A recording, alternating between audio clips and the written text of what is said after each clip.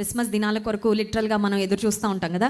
సంవత్సరం ఎప్పుడు ఎండింగ్కి వస్తుందా, ఎప్పుడు క్రిస్మస్ దినాలు వస్తాయా అని మనందరం ఎదురు చూస్తూ ఉంటాం. సింపుల్గా ఒక మాటలో క్రిస్మస్ అంటే ఏంటి అని మనం అర్థం చేసుకోవాలంటే, దేవుడు మనిషి అయ్యాడు, అదే క్రిస్మస్. మనుషులు చాలామంది దేవుళ్ళుగా పిలువబడడానికి ఇష్టపడ్డారు. మనుషులు చాలామంది దేవుళ్ళుగా చలామణి అయ్యారు. కానీ దేవుడే మనిషిగా మానవతారము ధరించుకొని ఒక మనిషిగా ఆయన భూమి మీదకి దిగివచ్చారు.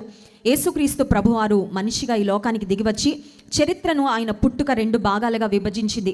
దౌర్భాగ్యమైన స్థితిలో ఉన్న మానవులను అతి శ్రేష్ఠుడైన దేవుడు యేసుక్రీస్తు ప్రభుగా ఈ లోకానికి వచ్చి మన బ్రతుకులు మార్చాలని ఆయన వచ్చాడు. అదే క్రిస్మస్ అండి, ద బెస్ట్.